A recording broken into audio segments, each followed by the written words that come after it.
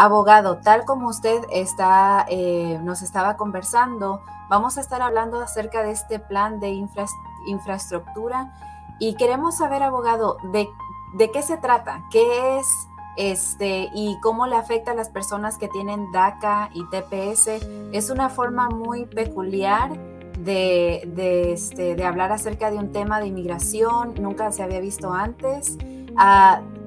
Háblenos un poquito más acerca de esto, abogado. Claro que sí, Monsita. En efecto, cuando uno piensa en un programa de infraestructura en los Estados Unidos, tal vez lo último que se le viene a la mente es los derechos de los inmigrantes, de las personas que tienen TPS y DACA, y uno pensaría, pues son cosas completamente divorciadas lo uno de lo otro y nada tienen que ver. Interesantemente, sí están muy conectadas y en eso queremos explorar un poquito. Ante todo, pues, ¿de qué se trata el plan de la infraestructura de Biden? Se trata, pues, ante todo de una respuesta económica al reto del momento, al reto de la pandemia. ¿Qué tiene que ver con la pandemia? Sabemos que con el advenimiento de la pandemia en los Estados Unidos se vino un momento y una amenaza, así como para los Estados Unidos, para el mundo, una amenaza que, aparte de ser una amenaza contra la salud del ser humano, de la sociedad, de las comunidades de todos los países del mundo, es también una amenaza económica. ¿Por qué? Porque obviamente esta situación de la pandemia crea tantos estragos que limita tanto a la gente, que lo primero que se pensó cuando se supo que corría suelta la pandemia es que pues el mundo va a caer en una nueva Gran Depresión. La Gran Depresión ocurrió en los años 1930, cuando pues la economía vino a deteriorarse a tal punto que en los Estados Unidos y en muchos de los países industrializados se perdió empleos en porcentajes inauditos. Se perdieron fortunas de manera escandalosa. Personas en Wall Street y en otras partes donde había gente que había sido millonaria, pudiente, que de pronto perdieron todo, incluso cometían suicidio de manera regular día con día. Era interesante verlos. Es interesante ver históricamente los videos de personas que se saltaban de un 15º o 20º piso desesperados porque de pronto de la noche a la mañana perdieron todo.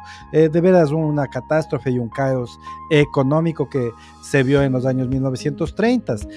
Con el advenimiento de la pandemia, pues se pensó que se volvía en esos tiempos. Sabemos que una pandemia anterior ocurrió en los años 1917, 1918, o sea, hace un poco más de un siglo, y como resultado de esa pandemia murieron más de 50 millones, se calcula que entre 50 y 75 millones de personas alrededor del mundo.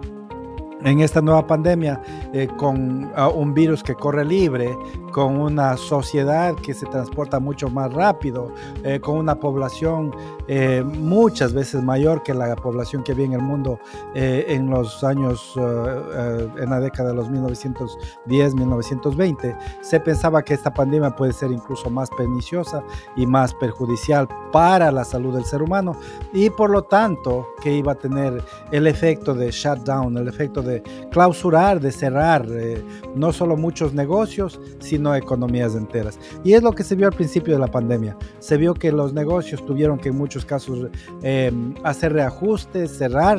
El transporte vino ground to a halt, vino a prácticamente detenerse por un tiempo. Aviones dejaron de volar de un país a otro, incluso internamente dentro de los Estados Unidos por algún tiempo. Los aeropuertos estaban prácticamente vacíos. Los valores de las acciones en la bolsa de valores de las aerolíneas, de los barcos, cruceros, etcétera, etcétera, se vino a deprimir de manera bastante preocupante y se veía venir la noche. El gobierno reaccionó de una manera contundente, de una manera efectiva. En eso hay que darle crédito al gobierno anterior de este hombre anaranjado, en el que pues en realidad sí tomó medidas contundentes en el gobierno, de tal modo que la economía vino a empezar a levantarse nuevamente y con rapidez. Importantemente, como la amenaza continuaba y todavía continúa hoy en día, se tiene que seguir tomando medidas que se podría decir, no agresivas necesariamente, pero assertive, medidas contundentes para prevenir las peores repercusiones económicas de la pandemia. Y hay que reconocer que los gobiernos alrededor del mundo, y en particular el gobierno de los Estados Unidos, han actuado muy acertadamente en cuanto a las medidas económicas que han tomado para contrarrestar la pandemia, incluyendo estas medidas que se han tomado bajo la presidencia de Biden, que pues ya van varias instancias de infusión de grandes capitales a la economía para mantener a flote lo que es la sociedad en los Estados Unidos. Y pues a pesar de todos los temores que se temía al comienzo de la pandemia, ahora que ya la pandemia no es que ha terminado ni está cerca de terminar, pero ya pues está por lo menos más de la mitad que ha corrido su curso, se puede decir que en realidad la economía se ha mantenido de una manera admirable. A pesar de limitaciones y a pesar de daños que pueden haber sufrido ciertos sectores del negocio y de la economía, en sí, en su totalidad, la economía está extremadamente y admirablemente saludable, al punto que hoy en día incluso la bolsa de valores tiene un valor más alto que al principio de la pandemia. Y todo esto gracias a estas medidas que ha tomado el gobierno, la última de las cuales es justamente esta medida de la infraestructura. Las medidas que está tomando el gobierno de Biden para la infraestructura son importantes, no solo porque están contrarrestando la pandemia, sino porque están tomando acciones muy importantes que ya estaban, lo que se dice, overdue.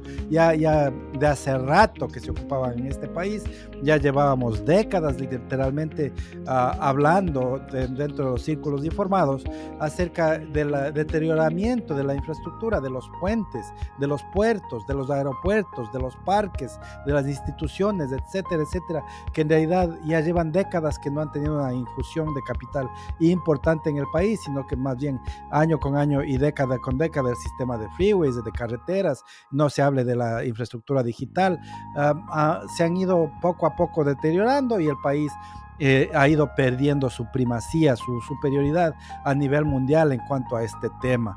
Lo que es más, el sistema de carreteras de los freeways, estamos hablando de los 50s y 60s, que fue el último tiempo en que se invirtió cantidades importantes para estas construcciones a nivel nacional. Así que ya era más que tiempo que un gobierno de los Estados Unidos piense en este tema de la infraestructura.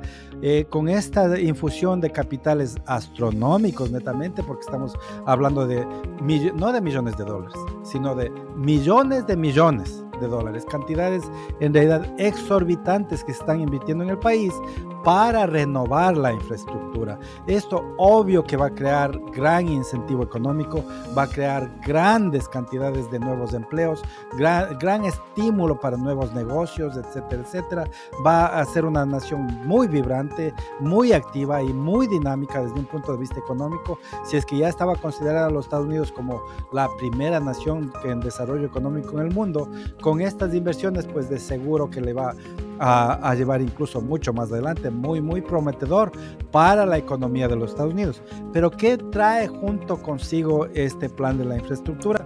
También eso de que se creen nuevos empleos y eso de que se cree nueva demanda para personas que hagan trabajo y hagan labor. Obvio que trae a la mente y por necesidad va a ser necesario que haya brazos fuertes, espaldas fuertes, personas deseosas de hacer los trabajos. Y cuando quiera que se habla de eso, ¿de quién se habla? De nuestra comunidad inmigrante, porque el motivo que este país se ha mantenido a la vanguardia de la economía mundial es justamente por eso de que ha tenido olas tras olas tras olas de pueblos inmigrantes que han venido a los Estados Unidos abogado, lo voy a interrumpir nada más un segundito para que Marisol nos dé los números de teléfono y ahorita volvemos con esa información tan valiosa. Deme un segundito, abogado. Claro que sí. Así es, muchísimas gracias. El número telefónico que usted debe marcar es el 1-800-279-2093. ¿Quiere pedir a un familiar? Es el momento perfecto, mi gente, para que usted empiece a pedir sus familiares. Es residente y se quiere hacer ciudadano. Es el momento ahora, no mañana. ¿Tiene algún caso pendiente penal? También estamos ayudando con esos casos. ¿Tiene tal vez un problema familiar y no sabe cómo resolverlo? Comuníquese con nosotros, 1-800-279-2093. Estamos esperando su llamada. Nos puede marcar ahorita mismo, sí, ahorita mismo. Nuestra gente de las redes sociales, nuestra audiencia de La Caliente, nos puede estar marcando instantáneamente, 1-800-279-2093. Regresa con mi compañera Montserrat Chávez. Claro que sí. Ahora sí, abogado. Continuamos con la información y también cómo se puede preparar nuestra comunidad con esta información. Claro que sí, Moncita, y así que pues lo que estamos diciendo es básicamente que con este plan de infraestructura va a haber una gran necesidad para que nuestra comunidad inmigrante contribuya la mano de obra, contribuya como gente trabajadora, gente que tiene grandes aspiraciones de progreso, y como siempre ha contribuido la comunidad inmigrante al progreso y al desarrollo de los Estados Unidos.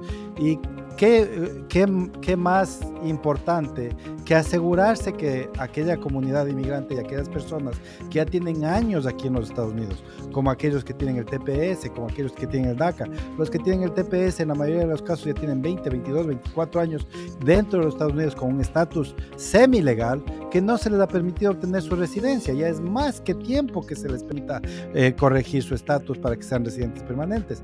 Igual las personas que tienen el DACA, hay muchos que ya tienen desde el 2012, 2013, estamos hablando ya de una década que tienen un estatus legal o semi-legal dentro de los Estados Unidos y todavía no pueden hacerse residentes, todavía no tienen un sendero para la ciudadanía. Entonces, por eso es que tiene muy buen sentido, como parte de este plan de la infraestructura de Biden, están pensando y en efecto están proponiendo que a las personas que tienen el TPS y a las personas que tienen el DACA se les otorgue una residencia permanente. Como dije antes, uno no pensaría que esto tiene que ver con el plan de infraestructura, pero en realidad tiene 100% que ver, porque son justamente estas las personas, y como es nuestra comunidad inmigrante en general, las que van a hacer posible, porque el dinero de por sí no hace mucho, se necesita la mano de obra, se necesita la gente, las personas que hagan el trabajo, y sabemos que para bien o para mal, la comunidad estadounidense está cada vez más anciana y cada vez hay menos personas de edad productiva. Por eso es tan importante la contribución y la cooperación de una comunidad tan joven, tan vigorosa, tan vibrante como es nuestra comunidad inmigrante. Entonces, de esa es la manera que parece que, como parte del plan de Biden y de la infraestructura, de paso van a permitir, como en cuanto se apruebe este bill, y simultáneamente se va a aprobar el que las personas que tienen el TPS, las personas que tienen el DACA, obtengan su residencia permanente, tengan su sendero a la ciudadanía y puedan seguir contribuyendo con esta gran nación. Esa es la manera que nos ayuda y esa es la manera que se va a beneficiar nuestra comunidad inmigrante. Moncita.